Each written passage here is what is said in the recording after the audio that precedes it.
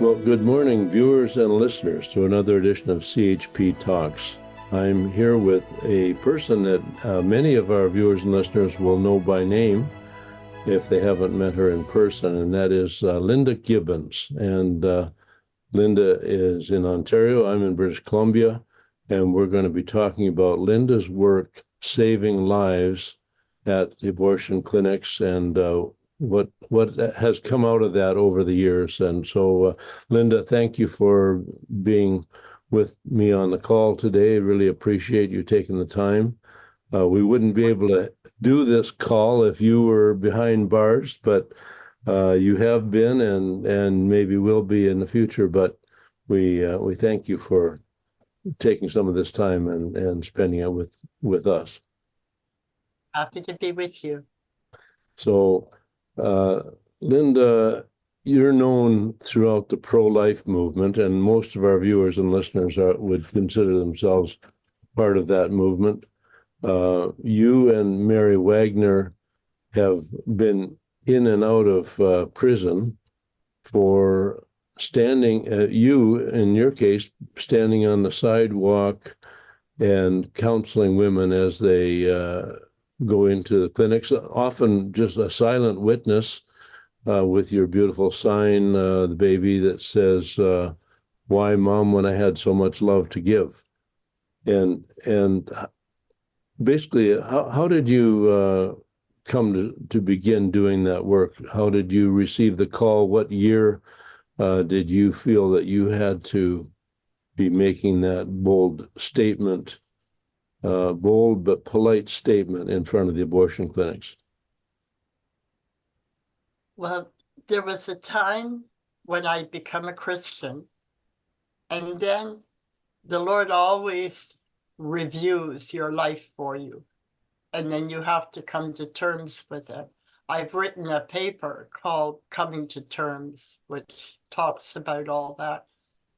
And so one night I'm in bed and I'm talking with the Lord about this abortion issue.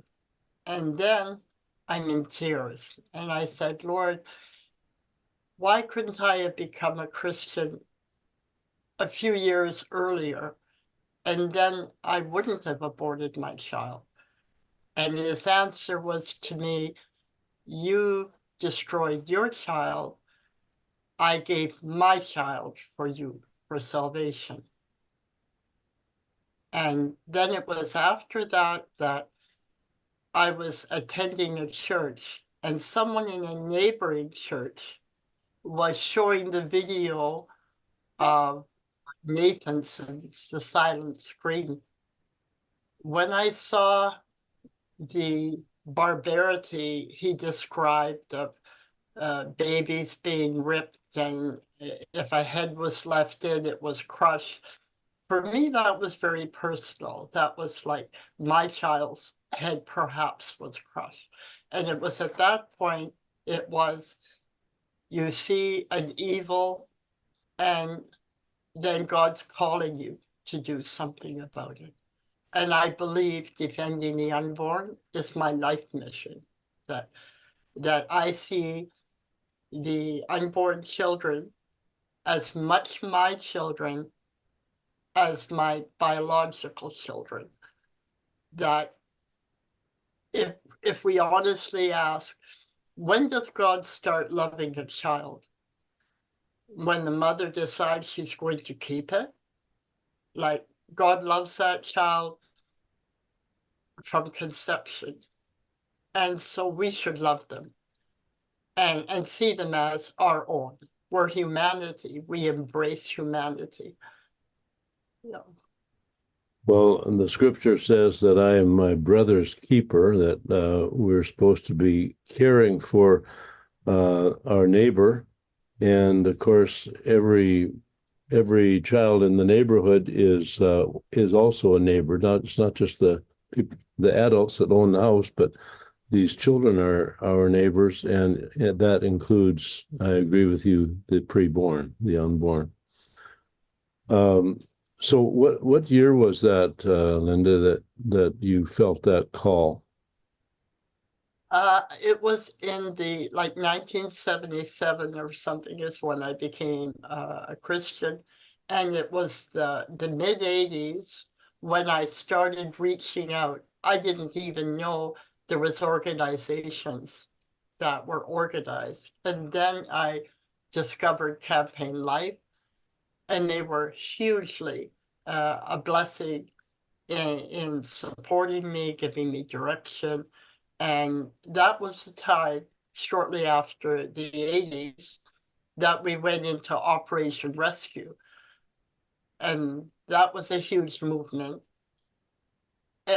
stateside as well as Canadian.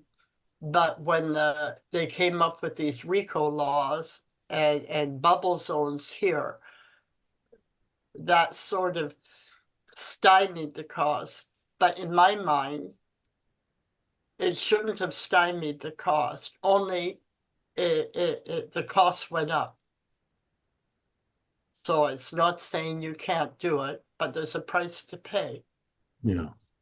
So the bubble zone laws, I think most of our listeners would know, but those are laws put into place by provinces or municipalities that would make it illegal to stand within so many meters of the entrance of an abortion clinic for the purpose of challenging, or counseling women, kind of raising the question. How would you put that, Linda? Something like that? The idea of that there's a geographical area for the protection of life, that's arbitrary. It's arbitrary.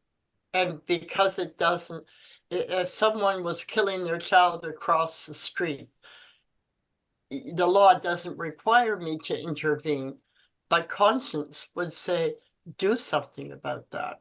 So if they are saying, well, we've decided this area, these children will be outside the protection for the convenience of whoever wants to go in and have their child destroyed. That too, the police are there to protect life, and yet they come to remove me for trying to offer protection. Because when I'm there, I'm not there to make a political statement. I'm not there to contend with the police. In fact, because I'm silent, I'm usually praying for the police that are there that day. I respect police. I believe a society that doesn't have a police force is in real trouble. So I'm there to minister to that baby that's going to be killed that day in the abortion clinic. And if I can't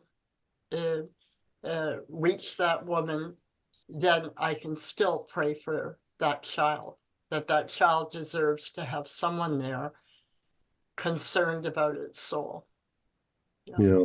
Yeah, theoretically, in this country, we have free speech, and we have all kinds of expression being put forward that's called freedom of speech, and yet here, where you're talking actually about protecting innocent human life, the very place where those lives are most threatened is the place where our government has deemed that you have no freedom to speak in that area. So. But it's quite a step that you've taken, you and others, the whole movement, to interfere in one way, shape, or form. You're interfering on a very gentle statement. You're just basically there as a silent witness, praying and so on. But that's the one place the government has said that you cannot raise your concerns, and it's really a hypocritical notion. So I know from speaking with you many times in the past that you have had an impact, that there have been women on their way to have an abortion who have changed their mind and have decided to keep the baby. And maybe you can tell us a few of those stories. I've heard the number that possibly about 100 babies are now alive and young people or growing up in Canada as a result of your witness. Can you speak about some of those? Well, I think something that has inspired me. There was a lady in Auschwitz, Stanislava, and she was a midwife. And so she's dealing with Mengele. She isn't dealing with the police that's going to handle you gently. She is herself in captivity. And she was able to deliver 40 babies with no supplies, anything to save lives. When the place was liberated, 40 babies were carried out of there. And imagine those 40 children now are grandparents with their own children and grandchildren. So I look at a situation and I say, yes, you're arrested. And people may not like it, but I never went and took a poll to find out what people thought I should or shouldn't. You're there, not something you're doing, something God is using you for. So when I was in prison, there was a woman who had lost 3 children to the Children's Aid because of drug abuse. Now she's pregnant, has twins, and the jail doctor was very much a pro-abort. Her and one woman had broke her ankle, and she said, the doctor told me I should have an abortion. My ankle would heal better. She said, I know she doesn't value me as a prisoner, and she doesn't value my child. And so that was one example. So this other woman that had lost 3 to the Children's Aid with twins, we told her we could set up an open adoption. So you would be able to talk to the children on special occasions. You would be able to receive letters, how they're doing. It wouldn't be you surrendered your child and now you're left that way with not knowing how they're doing, whatever. So those twin boys were adopted by a lady. I'm very grateful to the Aid to Women. They talked, they figured out, they visited her, they set up the adoption. And you have to do it early because if you wait until the children are born, it can't happen. And so those boys today would be 30 years old. Wow. So I often say that people, well, what are you doing it for? Or when I'm dead and gone, those people are still walking around. And like those 40 babies saved at Auschwitz, they're having children and children's children. And if we say, well, too much population and whatever reason we try to justify our inactivity, we're forgetting that we serve a God who created them. And God would say, as he said in the Old Testament, you are killing my children. And the shedding of blood, God in the Old Testament always said, you have forsaken my laws. So if we're not standing up for them, we're not standing. And he said, I will turn my face away from you and I will forget your children. And I've often said, if we had some terrorist, 10 years ago, you might have not thought so. But if we had a terrorist breaking into our church and grabbing our children from our arms, and we should cry out to God, God, deliver my children. He could well say, where were you to deliver my children when they were torn out of my arms? Mm-hmm. So I take that very personally, that we have not only a duty, but compassion. Our heart should be moved to just not remain docile. Yeah. Yeah, Linda, you know that how I feel very strongly that our nation, Canada, and the provinces individually, because they have supported the killing of the innocent and defended it, and in fact have put all kinds of obstacles in the way of people like you and me who want to protect life. I believe that our nation is guilty of the shedding of innocent blood, that we're polluted. People are worried about the pollution of various types of industrial pollution, but we're polluted with innocent blood, and the Bible uses that phrase. And our nation can never have the blessing of God that we would like to see as long as we continue to kill the innocent. So I think you're not coming at it from a political point of view. You're coming at it from a witness point of view, as a faithful, silent witness. And you and Mary Wagner is a similar story. First of all, tell the audience who may not know how many years you have spent behind bars, off and on. About 25 arrests and roughly 11 years of actual incarceration. Yeah. Yeah. My So record may be less, but when I'm arrested, I don't take bail. So I'm often in pretrial for a month and a half or two because I won't sign bail, because bail would be an admission of having done something that you need to be on probation for. So bail is something I never take. yeah, and bail, you would have to commit to conditions. You'd have to agree not to continue to defend innocent life in the way you're doing. So that's noble. But 11 years in jail, and I believe Mary Wagner has spent about 5 years in jail, something like that, off and on. And you both, at one point in time, maybe more than once, you were both in the women's facility in Mississauga. Have I got that right? Milton. We were Milton. together in one. Yeah. Milton, because my wife and I had the privilege of visiting you, both of you there. It was a very awkward visit. They don't make it easy.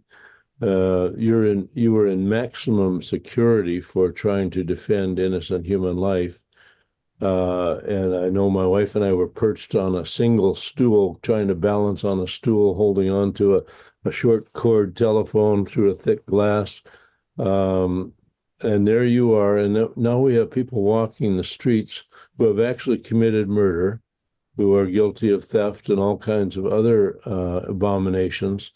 Meanwhile, you have spent 11 years in prison. I think it's amazing, and people need to understand where this country is at. Well, I've often, if you only see one baby in a lifetime, it's worthy of a lifetime in jail, a life for a life. Wow. Yeah. So I know that when you and Mary were in jail, you had, I mean, it's a punishment, but you were able to turn it into a blessing for some of those with whom you shared that space. Maybe you can, I think you and Mary had Bible studies or prayer sessions with other women who were in that facility. Can you tell us a little bit about that? Well, the number one thinking when people ask me, tell me about the women that were in prison, I always preface it by saying, I refer to them as my girls, and I try to be there for them as a sister, maybe a bit of a mother to some of them. And so to me, they are precious. And I think of it, when you have a Christian ministry in prison, people can come in and visit with someone one-on-one for an hour. But when you're in prison, they see your warts and your moles. They see everything you're doing. and they're valuing Christianity and a relationship with Christ according to how you're walking. And so for me, it was like a 24/7 looking at these women, and they'll often talk about, well, you're religious. And no, no, no, no. I'm a sinner like you. So you're identifying with the troubles and distress that they're going through, and you're letting them know that God is very approachable, that the system has put labels on you. They have said you're a drug addict, you're a prostitute, whatever. When I'm referring to these girls, it's a woman involved in the sex trade. It's a woman having difficulty with taking drugs. But I often tell the girls, don't put labels on yourself, because God doesn't put labels on you. Yeah, so we would have Bible studies, and a number of girls did come to the faith. But there was other things we did where, like a very unusual case is a woman from Iran was in jail. And technically, because she's from Iran, she would be considered a refugee. So she was here, and she was pregnant, and they were going to deport her. Well, when they deport you, they give you a paper that tells you within a week you're going to be gone. And I said to Mary, you know, once they've made up that deportation within 7 days, the idea of intervening in that is incredibly difficult. And Mary said, well, I heard an Iranian lady talking on the TV. She's someone that advocates. And I saw an article we get the National Post while we're in jail. And she said there was an article of hers in the National Post. Why don't we try to call them and contact her? And my eyes are sort of rolling. But then we did that. The guy at the National Post actually did give us her name and phone number. Mary called her. She came to visit her at the prison.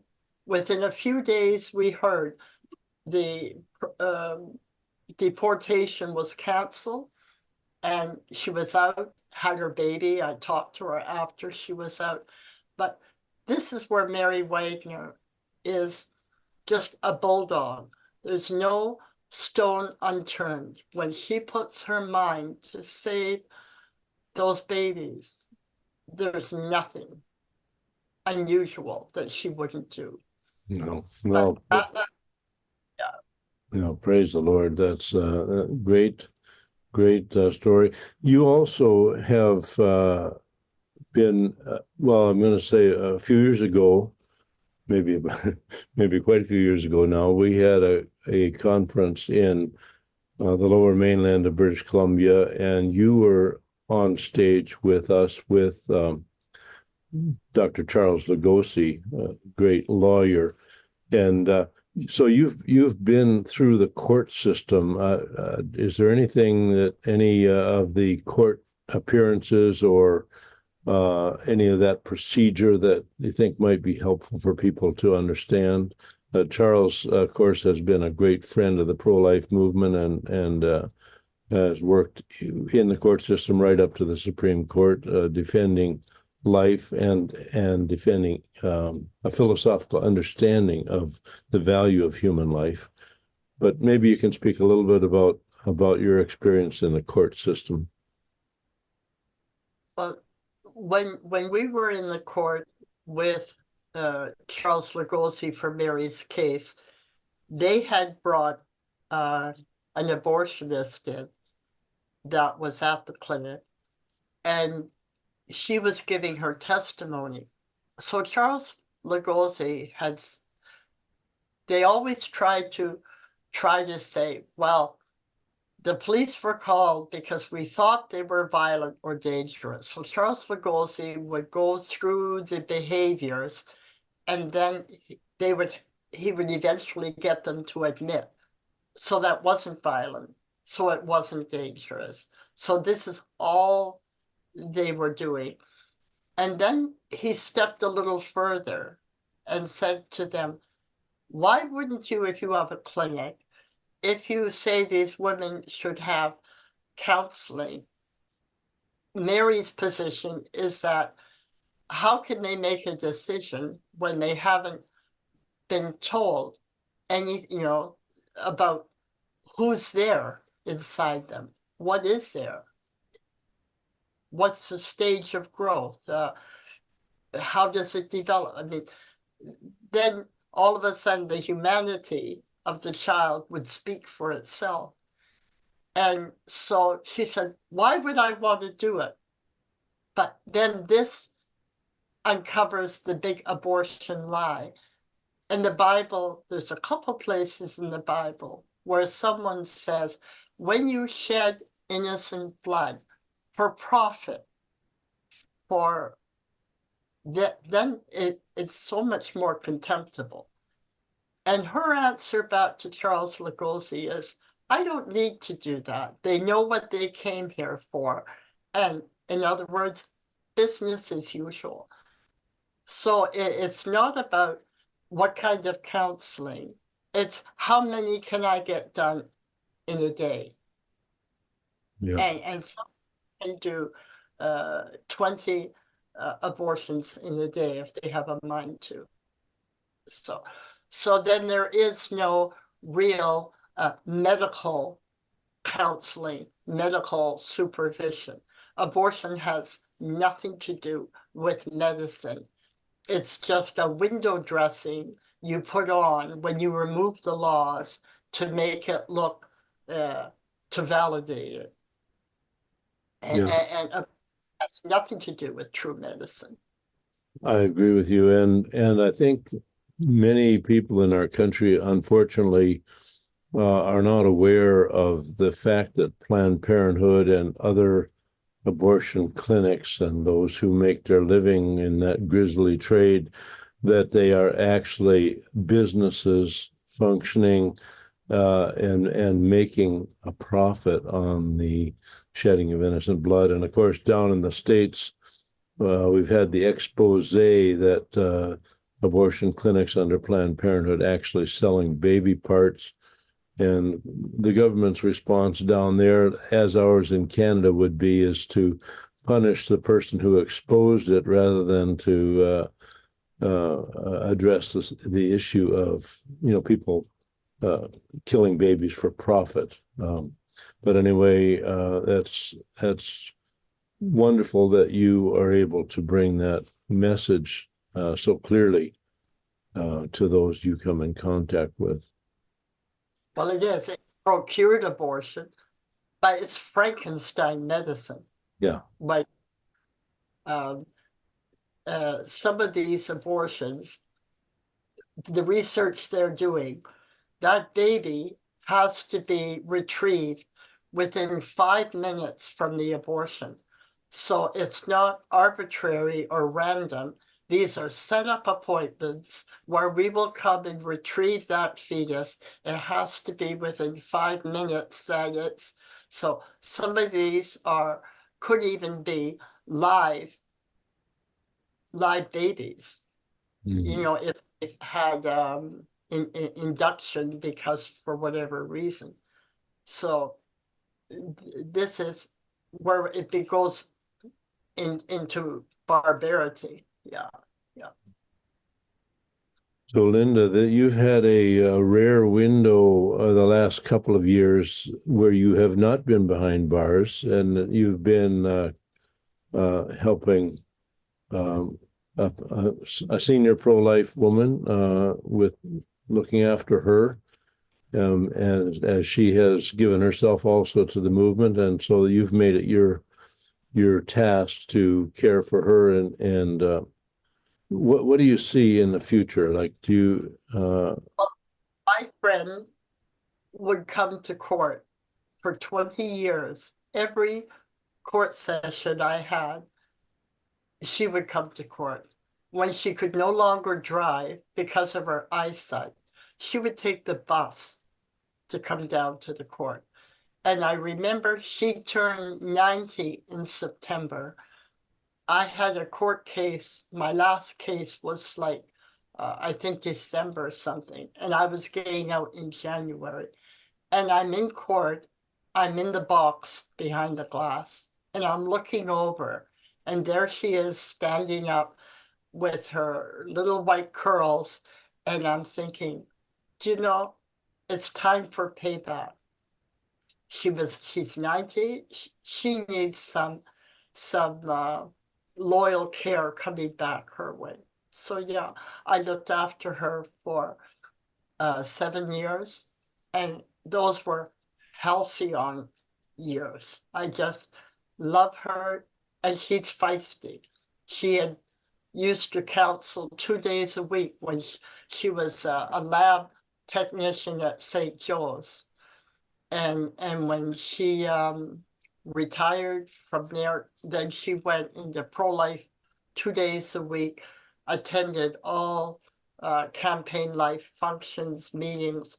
Her and her sister were adamant pro-lifers and supported pro-life causes. So yeah, I look back at those 7 years that for me, that was a friendship of a lifetime. Yeah. Yeah. Yeah, and we had the privilege, also, Elaine and I had the privilege of visiting you and Mary Wagner in that house with your friend, and it was a very special place, a very sacred place, a place where life is honored, prayed for, and diligently defended, right? Yeah. So what does the future hold for you now? You have some obligations currently. Well, I am hoping that when within the next few months that things will settle with the house that Mary was in. And once that is settled, then I absolutely want to get back in to seeking out saving babies. Yeah. Yeah. Well, Linda, go ahead. Even women referred to us as baby savers. Or the worst thing would be, they would say, that's the abortion lady. And I'd be saying, no, no, no. They couldn't get the word pro-life there. But they would come to me and say, Linda, that girl's thinking of having an abortion. You better go talk to her. And then I was in court one day, and we're in this basement of the court, which is cement slab seats. And some girl came in, and they always ask you immediately when you're arrested, what are you here for? Well, this one woman found out I was here for that. She said, oh, so you're against abortion, are you? And she starts rattling. Another girl sitting on the corner said, hey, don't discuss abortion here. We all don't believe in abortion. And that was the end of the conversation. Well, yeah. But you see, if I was an abortion supporter in prison, that would influence the women because you're the underdog. I'm the underdog, so they're supporting me. mm-hmm. Yeah. Well, and Linda, one of the other times when you were out from behind bars, you took part in a by-election on our behalf. You, even though you're not basically a political person, you were willing to carry the message of life and family and freedom to one of the ridings in a by-election in Toronto. So I want to thank you for that, honor you for your willingness to do that. I think you also paid a price during that time. You broke your ankle or something while you were campaigning. Yeah. But you know, the CHP, for me, I can only vote for something in good conscience. And if I'm looking for the least evil, that isn't the way I want to go. I want to go no compromise, no excuses. And if people make up excuses for who they vote for, you know, that's your freedom of conscience. But my conscience is bound that my Canada includes the unborn.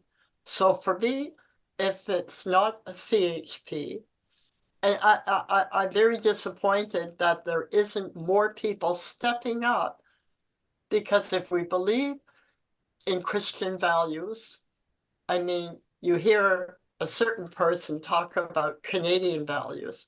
No, Canadian values, Christian values, that's our Judeo-Christian heritage. And when we can say, well, on pro-life, I'll silence my voice. On other things, I'll vote. No. If you don't vote for life, there's nothing left after that. That is a nation self-destructing. So for me, CHP is a joy to my soul to know it exists, to know I can vote in good conscience for it. I only wish more people were picking up the torch and running for the babies. Yes. Well, thank you very much for that. Anything else that you would like to make sure that we mention before we close off here? Well, I would like to bless all your supporters and their families and what they do for the Christian Heritage Party, and wish them all God's richest blessings in the new year. Well, thank you so much, and God bless you. I'm glad that you've had the opportunity to spend some time with family this Christmas season or into the new year.